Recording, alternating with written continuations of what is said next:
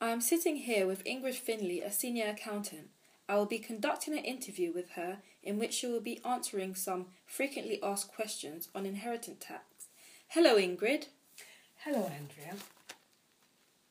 So the first question I'm going to ask you is, how does inheritance tax affect married couples, and does the property automatically go to the surviving spouse, or would they have to write a will in order to attain their spouse's assets? Yes, as spouses and partners, they can avoid inheritance tax, at least in the short term, if they make a will leaving the property to each other. They can also make a claim for the transfer of any unused nil rate ban, which is an amount that everyone's entitled to, which is currently £325,000. So it will go to the surviving partner. Okay.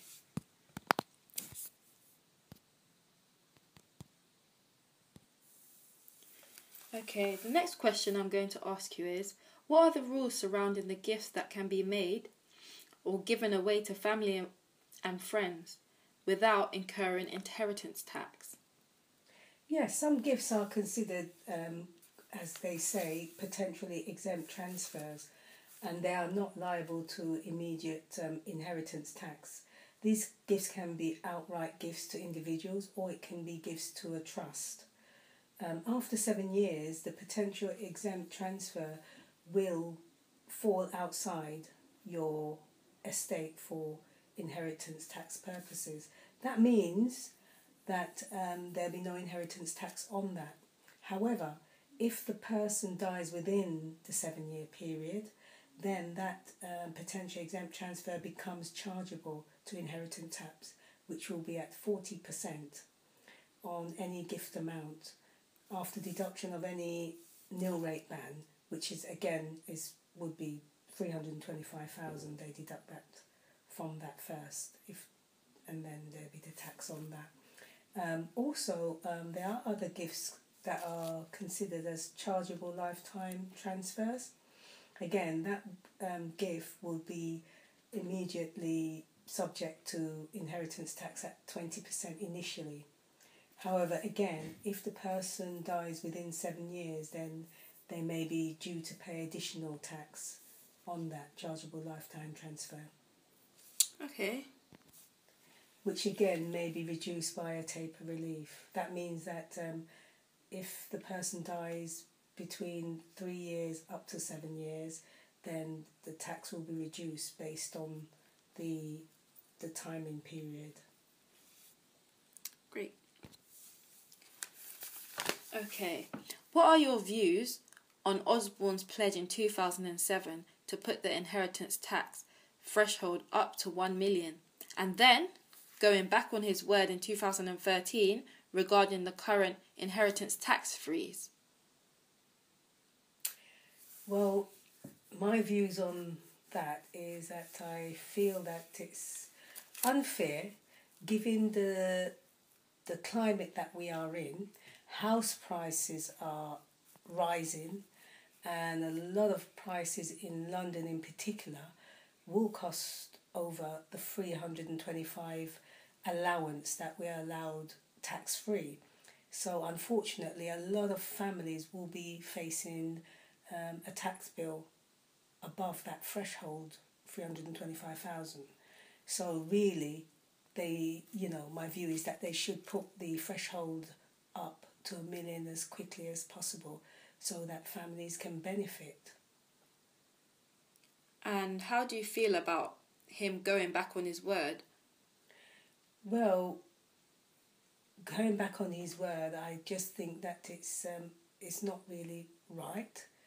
I think that really he should be considering the working class and middle class people who's worked hard for their homes, and they want to leave a wealth for their family and help their families out. There should be some sort of concession. They've already paid tax on their income that they earn, and they pay tax on savings, and also they want to leave something for their families.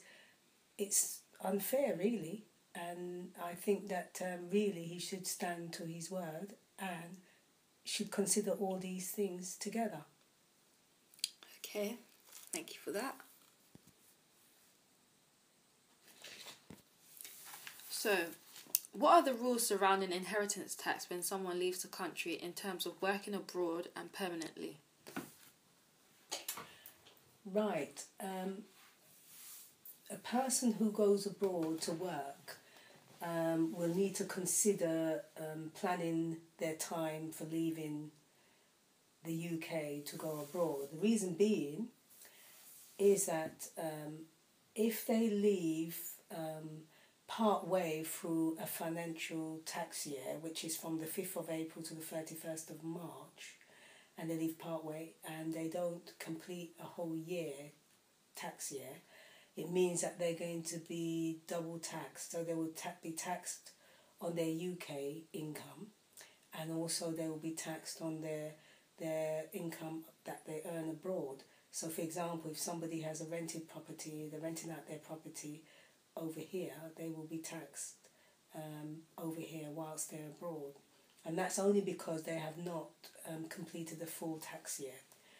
However, if they plan it properly and they complete a full tax year, okay, then the term of their contract will be deemed non-resident for the time that they're working abroad, and it would mean that none of their income in the UK will be taxed while they're abroad. So only their earnings abroad will be taxed. And obviously they will be taxed when they come back from abroad.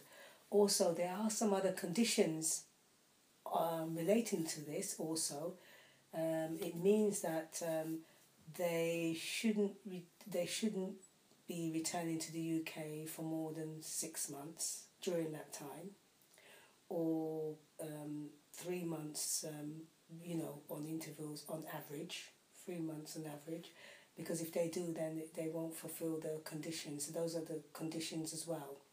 So they have their expenses paid for, and going back and forth, that will cover that. In terms of going abroad, I believe they need to prove that they're going to go abroad permanently. And if they do intend to go abroad permanently, then they have to be provide proof and evidence of that, and they will need to be domiciled to the new country that they're going to be in, which they'll have to provide evidence. And I believe you have to be out of the UK for 6 years, obviously not to be incur any inheritance tax as well, because they give it up to a period of time. And that's it. Okay, and the final question, what is your view on inheritance tax overall? Do you think that it was designed for the wealthy, or do you think that it's fair? Or what is your overall view? Well, I don't think the inheritance tax is fair, particularly for working class and middle class families where, as I mentioned earlier, they've had to work hard and build up their wealth. They pay their taxes already, and then having to pay another further tax. It just doesn't seem fair that they can't leave their relatives or family their wealth that they've already paid tax on. And also, there's not, although we have the nil rate band, and we have got some other annual exemptions, which is 3,000 a year, in addition to the nil rate band. In terms of other people, like they're rich or wealthy people who's got lots of money, there's lots of concessions. For example, if they've got a business, or if they invest money in shares, in qualifying companies, their wealth can be passed on to their families, and that can be tax free. They can claim all these